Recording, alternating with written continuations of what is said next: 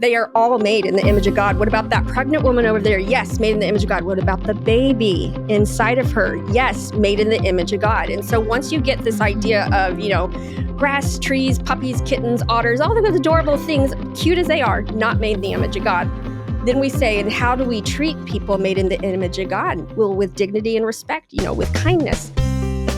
Hey everyone, this is Yvette Hampton. Welcome back to the Schoolhouse Rocked podcast. I am back today with Morgan Ferrer from Bear Apologetics and Abby Rinella. I'm going to give your full name this time, Abby, instead of just saying Abinella.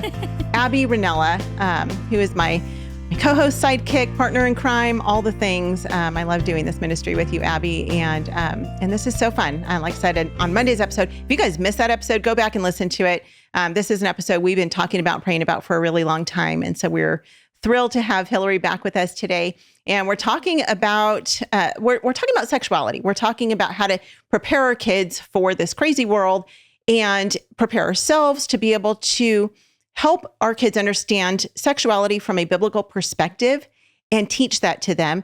And as we've got Pride Month coming up, the month of June, you go into the mall, you go into stores anywhere, and you see rainbows everywhere, and it's just like, couldn't they pick a different thing? I just think that's such a slap in the face of God. It really is so frustrating. But that's what we see. And so we have to be able to talk with our kids about these things from a biblical worldview. And so Hillary is here to help us know how to do that. But before we get back into our conversation, I want to say thank you again to our sponsor, BJU Press Homeschool. If you're looking for a great homeschool curriculum for any age, any grade, any subject, check them out at bjupresshomeschool.com, and they will be with you every step of the way. They are so great. They will encourage a love for learning and help your children to develop a strong biblical worldview, which is part of what we're doing today. And they have resources for everything that you're trying to do with your kids. If it's parent-led, if it's video-led, whatever approach is best for you and your family, they've got something for you. So check them out at bjupresshomeschool.com. Well, Abby and Hillary, welcome back to the podcast. It is so great to have you back with us again. We kind of left Monday's episode off with talking about love and how do we deal with loving the person who is dealing with homosexuality or transgenderism, whatever it is that they're struggling with.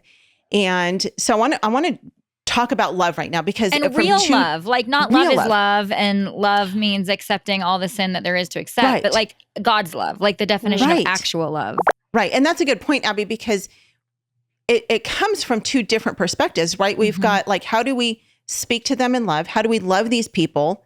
But then on the other hand, we've got people saying, well, love is love. It doesn't matter who you are or who you love because God is a God of love. And so there's just so many things being thrown at us. So Hillary, help us. Yeah, so this is one of those questions that I get from parents, especially from teenagers that say, I have a friend who has come out to me and what do I do? I'm not sure what to do with this. And so one of the things that I remind them is that they have been told a lot of times within the LGBTQ plus community that their family or other Christians are going to reject them. So first off, we need to make sure that we are not doing the rejecting. Yeah. And so there's a lot of things you can do with your friends who have different beliefs than you do. And so this is one of the first things where sometimes just saying the obvious, like basically calling out the elephant in the room is, clarity is kindness. So it's like, this is where you can say, hey, I know that, you believe this, you believe that this is okay. And I'm probably not going to change your mind. I'm guessing that you're going to tell me I can't change your mind. You're not going to change my mind in terms of believing that this is what the Bible teaches. You don't even have to take it on to let someone say, well, what do you believe? You say, well, according to the Bible. Right. Put the onus back on the Bible, not on the fact that, I love believing this. Right. Because there's a lot of stuff in the Bible that I would prefer to not have to, not to have to pay attention to. But I do believe this is what the Bible teaches. You're probably not going to change my mind. Do you think it's okay if we can still remain in a relationship knowing I'm not going to change your mind and you're not going to change mine? And then if they say, oh, yeah, sure, that's fine. Well, at that point, then the elephant's kind of out of the room. It deflates the situation a lot. And so at that point, yeah, sure, go to football games, sit together at lunch, invite them over to your house. There's going to be certain places where you have to put limits maybe on certain movies that you're going to. There was a guy that I knew in college that he thought in order to love, he had a real heart for the homosexual community. So he thought going to the gay bar with them was okay. I was like, that might be a little, that's the difference between participating in versus loving the person. And so, you don't participate in the things that you think God has called sin, but at the same time, you maintain that relationship. And part of maintaining that relationship is giving them the opportunity to reject you. So when you ask them, is it okay if we still maintain this relationship, even though I'm not going to change your mind and you're not going to change mine? There's a possibility that they could say, no, if you don't accept this about me, you don't accept me. And that's when you can say, no, I really do. I love you and I accept you, but I don't accept that this is God's best for you. So if they say, nope, no relationship there, you say, well, can I maybe come back in about 6 months and see if you still feel the same way? And then follow through, come back with them in about 6 months and just say, hey, I've really missed you. I've really missed hanging out. I've missed our times together. And again, I'm not going to probably change your mind. And I know you're not going to change mine. Can we please still be in a relationship? And at that point, if they say absolutely not, you've kind of done as far as it depends on you to live at peace with all people. And at that point, they can't say that you rejected them because you tried a couple different times to maintain that relationship. If someone's doing the rejecting, it's the other person doing the rejecting. Yeah. I have a big question that I've been dying to ask you. So I guess my question is, and then I'll give you a story to say why I have this question. When is too soon to talk about this stuff? Because I remember when I had a 6-year-old and never in my life, never in a million prayers would I ask to have to speak about what is homosexuality with a 6-year-old. Never. Like I would never want to expose my 6-year-old to that. Yeah. However, we drove to the big city, which is a couple hours away when they were 6, and they literally saw 2 girls kissing. Mm-hmm. And it wasn't just once, it was over and over. It was like everywhere there.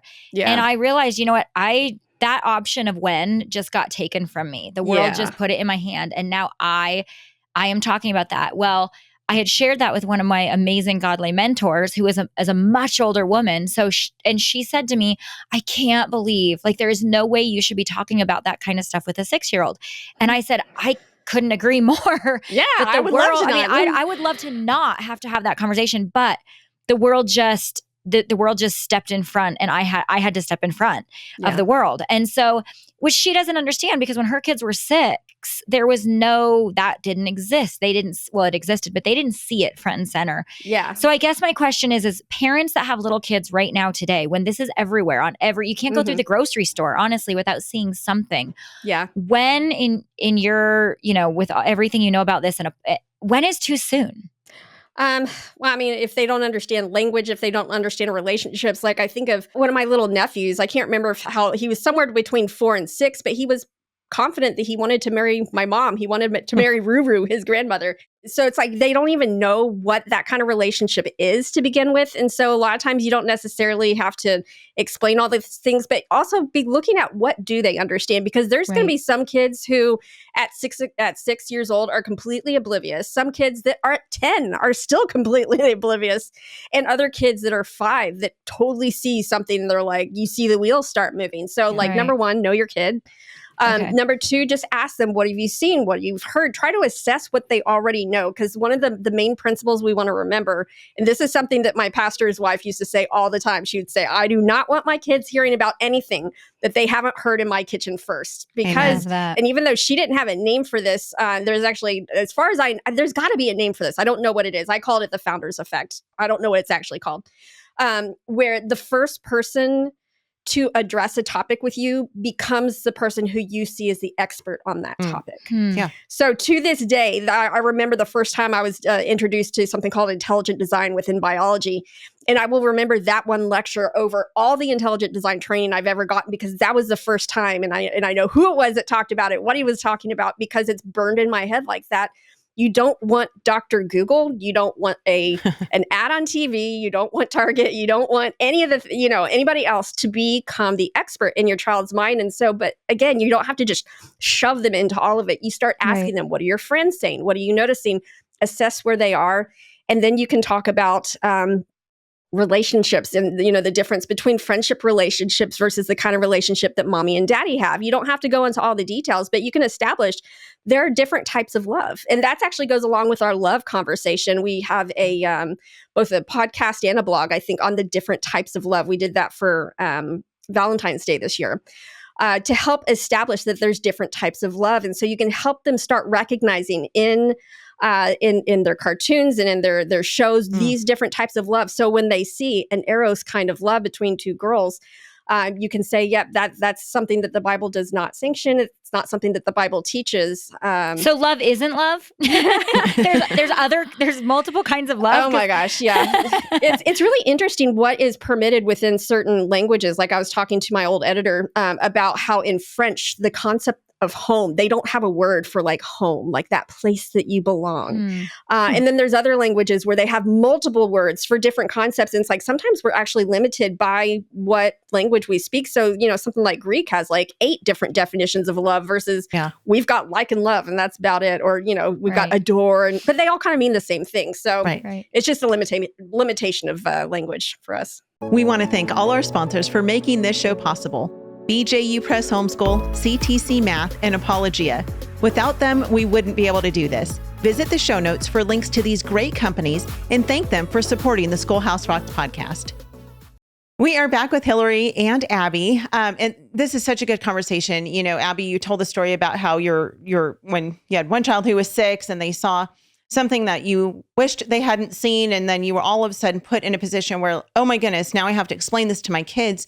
So Hillary, let me ask you this. How do we prepare our kids before? I mean, my kids are, 13 and 18, so we're far beyond this. But for the mom who's listening or the dad who's listening to this, and they've got little ones and they've not yet maybe encountered this, or again, we've got Pride Month coming up and maybe they're going to be in a store and they're going to see something that you don't want them to see.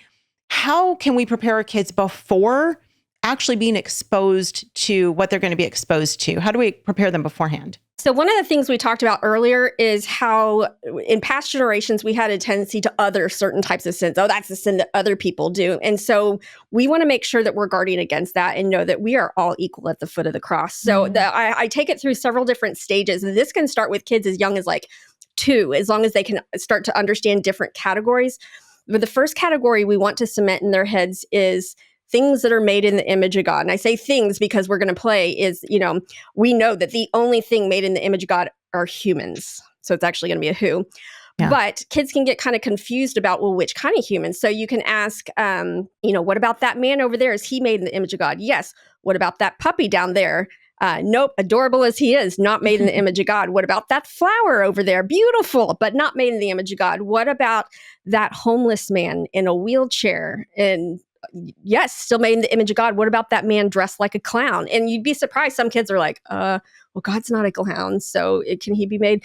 So you're establishing this no matter how they appear, no matter how differently abled they are, no matter what color they are, no matter what their hair looks like, no matter if they're like even in their right mind or not. They are all made in the image of God. What about that pregnant woman over there? Yes, made in the image of God. What about the baby inside of her? Yes, made in the image of God. And so once you get this idea of, grass, trees, puppies, kittens, otters, all those adorable things, cute as they are, not made in the image of God, then we say, and how do we treat people made in the image of God? Well, with dignity and respect, with kindness. And so we are establishing made in the image of God. This is how we treat them. And now we're going to move to the next step of being made in the image of God. And this is where it's a little more difficult, to actions that reflect the image of God, actions that reflect God's image. So you can say, that man, when he cussed us out on the highway, was he reflecting God's image? No, he was not. What about the kids that when they were in a fight and punching each other? Nope, that wasn't reflecting God's image. What about mommy when she yelled at you when she was impatient? I'm so sorry. Mommy was not reflecting God's image there. What about you when you disobeyed? Was that reflecting God's image? No, that wasn't. What we're doing is we're establishing that all humans are made in the image of God, and every single human themselves, mommy, daddy, brother, sister, people out there, everybody has ways that they don't reflect God's image. So again, we're keeping this all on equal footing. So now, once we get to the point of, we're dealing with different sexualities, we're dealing with transgenderism, we can say, are they made in the image of God? They've been trained. Yes, they're made in the image of God. How do we treat people made in the image of God? With dignity, respect, with kindness. Are they choosing to behave in a way that reflects God's image? No. Are there ways that you don't reflect God's image? Yes. So again, we've now put them on equal par. It's not an other than sin. And at that point, it's a lot less scary to try to explain, because then now it's just yet another way that someone doesn't reflect God's image, because we all have that. It's called sin. Yeah. That is so good. It's so interesting because we've talked about redefining words. And I think our culture clearly has redefined all of these things, including what the image of God looks like, right? Right. Even though they don't say that. Like if you go into a public school classroom, they're not going to say, well, let's talk about how you are made or not made in the image of God. But they are literally redefining the thing that God made. Yeah. And that's one, obviously this is a homeschool podcast. And so I think that's one of the greatest advantages of homeschooling is that we're not putting our kids in a classroom that is teaching them everything contrary to the word of God, right? We get to teach them truth. But let's talk just for a minute. We have a few minutes left in this episode. I want to talk about school, because there are people listening to this who actually still have their kids in school, or maybe their kids are in Sunday school or in a youth group that is not really solid. And I think that I'm seeing a lot of this come into the church as well, where the church doesn't know what they believe.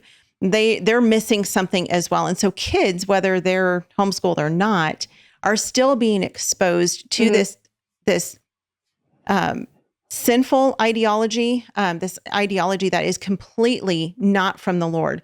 So let's talk for a second about what we're seeing in the schools, what we're seeing in the church, and what is the church missing? What are schools missing when it comes to teaching sexuality and teaching kids that they are made in the image of God?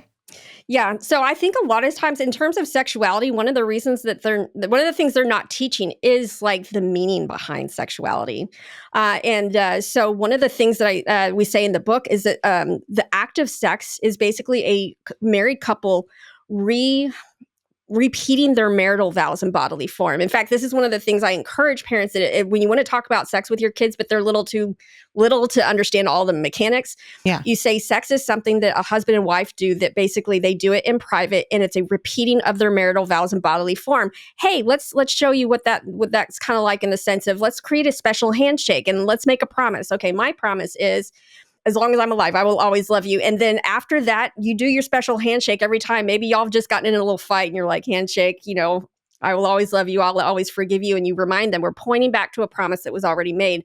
That is what sexuality is doing. And I think a lot of people just have taken it out of the realm of pointing back to a promise. And again, this goes back even to looking at covenant renewal ceremonies that they had in the ancient times, where it was called a suzerain treaty of what one party was going to do to protect and what the other party was going to do in order to, submit to that protection. It's this beautiful, beautiful picture. But again, it's done within the context of marriage. And so that's kind of helping kids to understand the why behind why do we save this for marriage, I think is one of the number one things that the church has missed along the way. So good. Okay, so Hillary, if you were in jumping on with Yvette's previous question, if you were to be in front of a group of church leaders, right, what would you say to church leaders on how, I understand that it is not a church's job to teach any children about sexuality. Like we're not going there. It is a parent's job, but it is a church's job to come alongside of and equip and help parents to do this. But as far as church leaders helping their church body to navigate all of this that's going on in our culture, all of this just chaos, ultimately, and really the enemy stealing and twisting, twisting so much what God has created.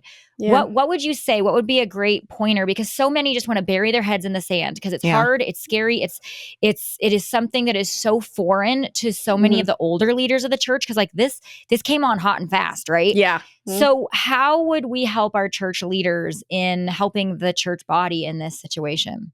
I think really going back to borrow a phrase from Tim Keller, the meaning of marriage, the meaning of sex. And it's beyond just something like, people even say it's the body's way of expressing I love you. Well, you can express I love you with lots of different people. Again, we haven't really made people understand what a covenant is, and therefore what a covenant renewal is, on this deep theology of the body and the meaning of gender and the meaning of a sexed body. And by sexed body, we mean sexually dimorphic, which means, the two sexes and the gender look very, very different. Because there's some species where they really don't look that different. Penguins, they have a hard time telling what's going on. Rabbits, they can't always tell. Humans, you can absolutely tell. What does that mean? So just kind of giving that meaning and the theology behind it. And then pointing back to its importance. So one of the things that I also did with a group of kids, and basically they solved all the world's problems in this one question, is I had them get into groups and discuss, tell me all the problems that would be decreased in our society if people limited their sexual experiences between husband and wife, and go. And I mean, they were able to be like, well, I guess, the divorces would be down because we wouldn't have all this adultery. We wouldn't have all these out of wedlock pregnancies. The abortion would go down. And if we don't have as many single moms, well, then, that poverty rate's going to go down. If male and female have to be together, you're going to have intact families. And basically they trickled it all the way down to economic policies. Mm-hmm. And so at the end of it, I was like, great, now we don't have to go into all the practical reasons why this is a good design. They were able to figure out for themselves and then take them into the kind of theological aspects that they may not be able to grapple with on their own. Because if you are a church leader, this is part of your job. Wow. Is to understand the deeper things of God and to be able to answer the why, not just the what. Because anyone who can read can answer the what. We need to know the why. And that's where, I hope that you're putting the time in to really study that, so that people can not just regurgitate, but can understand. So good. Why God has said what he said. And as you do that, I just find when you understand, things become more and more beautiful. As I was doing my master's in biology, God just got more and more beautiful by understanding this amazing design of just everything that he's created. So that's what I would recommend. Yeah. And ultimately, I see churches do two things. They're either burying their heads or they are just, bad, stay away. And all these teens are going up going bad, stay away. But what you're saying is— Or they're going total affirming, or where they're like, we don't know, so just let everybody like Jesus did, and that's all we can say to that. But what you're saying is we need to understand the heart of God. We need to understand the heart of God and his design. And ultimately, it's for our good and for his glory because he loves us. Amen. Yeah. It's as if he knew what he was doing from the very beginning of time. Mind blown.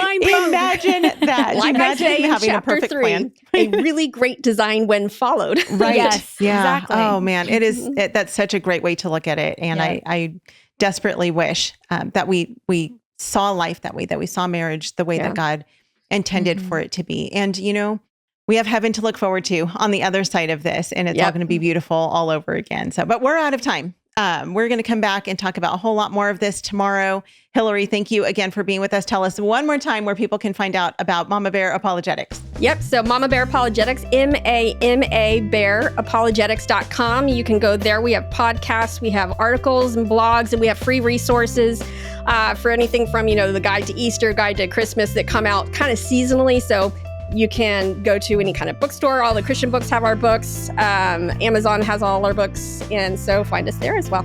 Sounds great. And they have a great blog. It is called, I think you mentioned this earlier, Prepping Your Kids for Pride Month. Mm-hmm. We will put links to that in the show notes so you guys can go back and find that. But we will be back tomorrow to talk more about it. Thank you guys for listening so much. We are so grateful for you. If there's a way that we can be praying for you, please send us an email at podcast@schoolhouserocked.com, and we do our very best to respond to those as quickly as possible. If you've not left a review for the podcast, would you please take just a minute to leave a review and let other people know why they should listen to this podcast as well. Stay tuned at the very end to hear what's coming up next, and we will see you back here tomorrow. Bye.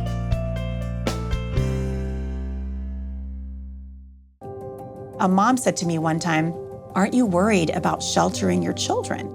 And I said to her, we care more about sheltering tomato plants in the culture right now than we do about our precious children. And so if someone wants to accuse me of sheltering my children, my answer is always absolutely yes. I will shelter my child until I know my child can stand up against the elements of the culture so that they can grow to maturity. And we slowly begin to remove the shelter from around them as we see that they are mature and that they understand the battle lines around them and can engage the culture from a position of strength rather than weakness. This brings up a concept that we talk about in here, and it's the power of repetition, normalization. So the more someone sees something, the more someone hears something, the more true it seems. That's why we get stuff like old wives' tales that have been repeated so many times that everybody assumes that it's true. Advertisers know this. They know that they don't have to prove to you that their brand is the best brand. If they can get just get your brand their brand in front of your eyes more, then you're automatically going to gravitate towards it. And so we need to be presenting that truth to them every time we see that lie. Yes. And every time you see them rolling their eyes in their head like, oh, I know, you've said this so many times. That is a sign that you are doing your job correctly.